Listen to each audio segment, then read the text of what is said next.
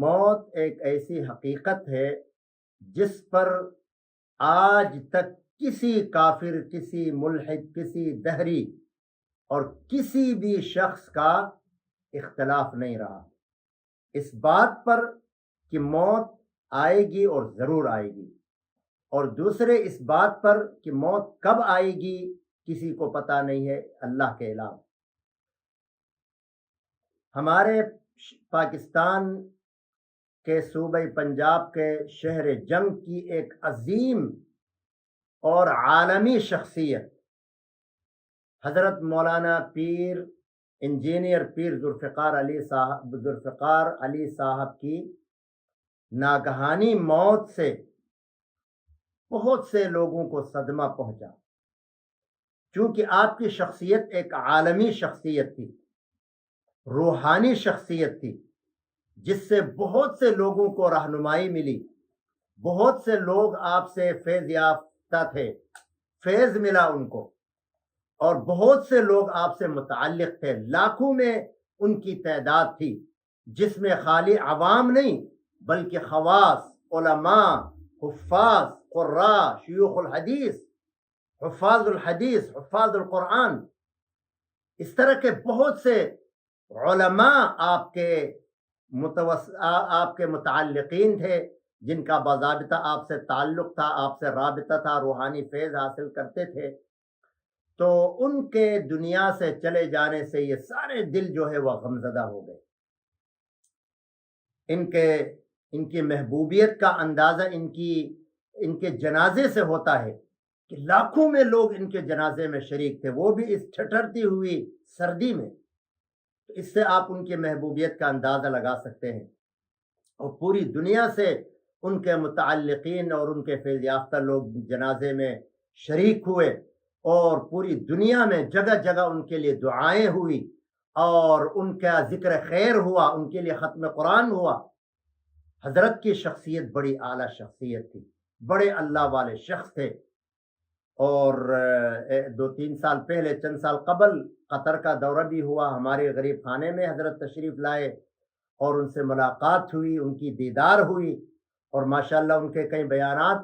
سننے کا موقع ملا، اور حضرت کے بیانات میں بڑی جامعیت ہوتی تھی، بڑے دلسوز انداز میں، پیارے اور سادہ انداز میں لوگوں کو دین کی طرف بلاتے تھے، اصلاح کی طرف بلاتے تھے، اور دنیا سے بے توجہی اور دنیا میں جو ڈوبے ہوئے اور غفلت والے لوگ ہیں ان کو اللہ کے ساتھ جوڑنے کا، اللہ کے ساتھ ملانے کا، دین کی طرف ان کو بلانے کا ایک خاص انداز تھا ان کا۔ ماشاءاللہ آپ دنیاوی علوم سے بھی بہرور تھے، ایک اعلیٰ قسم کے انجینئر تھے، چنانکہ ان کے سوانے میں نے پڑھا کہ ان کو ایک دن کے 1,00,000 روپے ملتے تھے اس زمانے میں۔ وہ سارا کچھ چھوڑ چھاڑ کے دین کی طرف آئے، اور ماشاءاللہ عالم بنے، اور اس کے بعد ان کے کئی تالیفات ہیں، کئی کتابیں لکھی ہیں انہوں نے، تقریباً 100 کے آس پاس شاید ان کی کتابیں موجود ہیں۔ تو بہرحال دنیا تو آنے جانے کی جگہ ہے، یہ کسی کی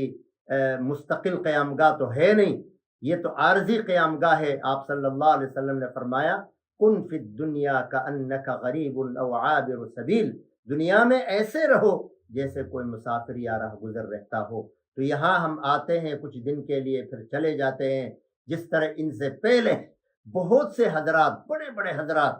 جن میں جناب نبی کریم صلی اللہ علیہ وسلم، انبیاء، خلفائے راشدین، صحابہ، اسی طرح اولیاء، اسی طرح اتقیاء، اسی طرح صلحاء، علماء، مشائخ، جتنے بھی آئے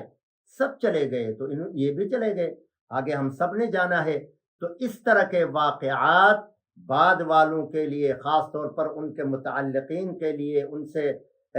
فیض حاصل کرنے والوں کے لیے، اور اس طرح ان کی تعلیمات پر چلنے والوں کے لیے ایک بہت بڑا درس ہے کہ آج ہمارے پیر، ہمارے عالم، ہمارے مولانا، ہمارے بڑے چلے گئے، کل ہم نے بھی جانا ہے۔ جب موت نے ان کو معاف نہیں کیا تو ہم کون ہوتے ہیں، اور کس کھیت کے مولی ہیں ہم۔ تو بہرحال ان کا سانحہ ہم سب کے لیے انتہائی اندوہناک ہے، دلسوز ہے۔ تو ہمیں ان کی موت سے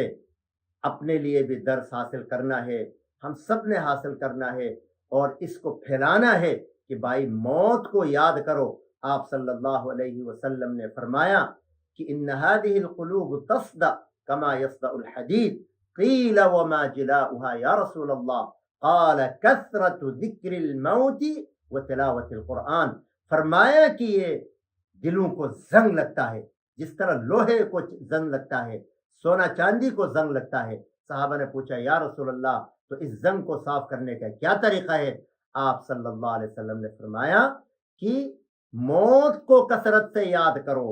موت کو کثرت سے یاد کرو، اس سے دلوں کا زنگ اتر جائے گا. قرآن کریم کی کثرت سے تلاوت کرو، اس سے بھی دلوں کا زنگ اتر جائے گا. تو اس طرح کے یہ واقعات جو ہیں یہ ہمارے لیے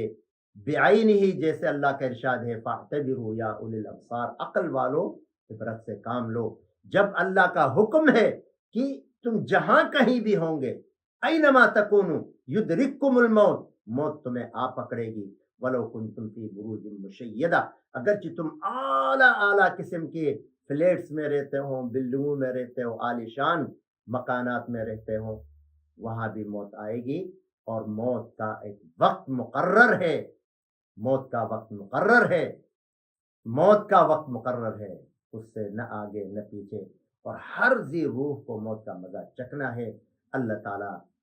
حضرت کی مغفرت فرمائے، ان کے درجات کو بلند فرمائے، ان کے پسماندگان کو صبر جمیل عطا فرمائے. اور اللہ تعالی ہمیں بھی اپنی موت کو پل پل یاد رکھ کر اس کی تیاری کی توفیق عطا فرمائے.